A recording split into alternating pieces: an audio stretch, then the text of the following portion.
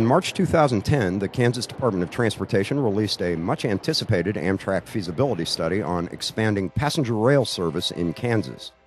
This study outlines 4 proposed service alternatives.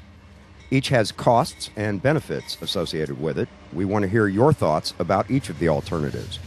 Our next step is to decide on one alternative to fully examine in the Service Development Plan, which will provide more detailed information about the costs and operation of the selected alternative. While KDOT initiated the Amtrak study, the 4 alternatives will require investments from Oklahoma and Texas. At a later time, we'll know how those costs might be divided up by the states. However, the majority would be paid by Kansas taxpayers. KDOT will be seeking federal grants to help offset our costs. It's important to note that Burlington Northern Santa Fe assumed 100% on-time service when estimating the cost of improving the infrastructure for passenger rail. This means that double tracking and added sidings where a BNSF train could get off the main line to allow an Amtrak line to move through were built into the costs. As we move further through the process, the infrastructure costs will be looked at more closely and may be renegotiated. It's important to note that the cost and revenue numbers in the study are based on 2009 numbers. KDOT, in partnership with Amtrak, identified 4 alternatives that would connect major regional cities and existing national Amtrak routes. Let's take a more detailed look at the 4 alternatives.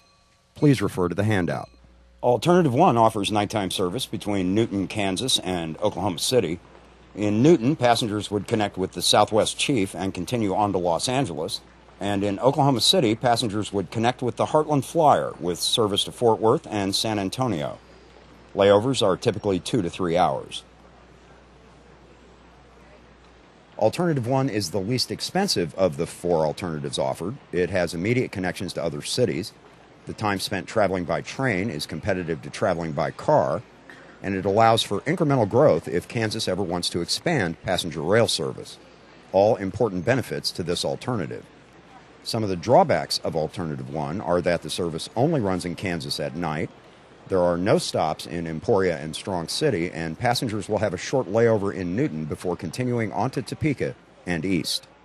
Let's look now at Alternative 2, which offers nighttime service between Kansas City and Fort Worth. In Newton, passengers would connect with the Southwest Chief and continue travel on to Los Angeles. And in Kansas City, passengers would connect with the Missouri River Runner with service to St. Louis, or with the Southwest Chief with service to Chicago. In Fort Worth, the Texas Eagle offers service to San Antonio. Layovers are typically 2 to 3 hours. Alternative 2 is the least expensive alternative offering service between Kansas City and Fort Worth. It also offers good connections in both Kansas City and Fort Worth. The biggest drawback is that service runs through Kansas during nighttime hours. Alternative 3 offers daytime travel between Kansas City and Fort Worth. This is a standalone service, so layovers in Kansas City and Fort Worth would be about 12 to 19 hours. The biggest benefits of Alternative 3 are that the service runs between Kansas City and Fort Worth during daytime hours, and it offers the highest ridership numbers. It, however, has the highest startup costs and annual subsidy, which will be paid for in part by Kansas taxpayers. It is a standalone service with connections in Kansas City and Fort Worth occurring the next day. The 4th and final alternative offers daytime service between Kansas City and Oklahoma. This is also a standalone service, so layovers in Kansas City and Oklahoma City would be 12 to 17 hours. Like Alternative 3, this service runs through Kansas during the day and could be expanded into Fort Worth at a later time. Alternative 4, however, has the lowest ridership numbers and is a standalone service with connections occurring the next day. Once we had the estimated ridership numbers and cost from the study, KDOT conducted an economic impact analysis of each of the service alternatives using an economic model known as TREDIS. TREDIS is a nationally recognized economic impact modeling program which uses a sister model to calculate economic impacts of highway improvements. With the help of our consultant, we were able to determine each alternative's return on investment, the number of jobs created, and the increased dollars to the Kansas economy.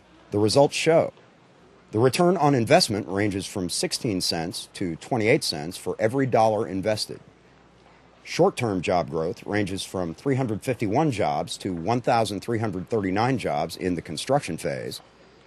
Long-term job growth ranges from 148 jobs to 370 jobs.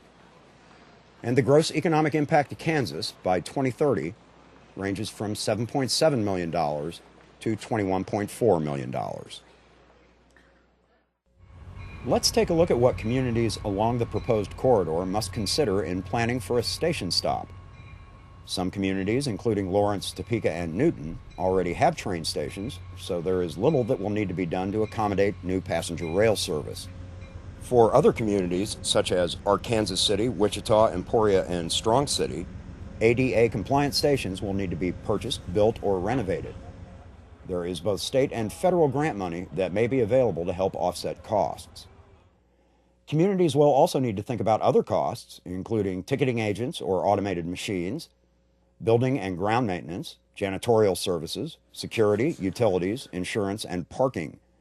Some communities in Missouri have reduced costs by using volunteers in place of paid staff for service and maintenance at the station. It's something Kansas communities may also want to consider. Once KDOT has met with all the communities along the proposed corridor to gain input on the four service alternatives, we will meet with the Departments of Transportation in Oklahoma, Texas, and Missouri and select a service alternative for a service development plan. This service development plan, which will take 12 to 16 months to complete, is required for federal funding and will serve as a comprehensive business and operations plan. It will also provide more detailed information of costs and revenue, ridership numbers, condition of tracks, funding options, and a schedule of when new service may start. This is the information lawmakers will need in deciding whether or not to approve funding for passenger rail service. KDOT will also complete an environmental assessment along the corridor and negotiate the startup costs and annual operating subsidies with the other DOTs. While passenger rail service is important to Kansas, the cost for expanding the service comes at a difficult time for state budgets. We nonetheless must continue planning for the future and work to ensure that investments in our transportation infrastructure create jobs and economic opportunities, improve safety, and increase mobility options for our aging population and for those who cannot or choose not to drive.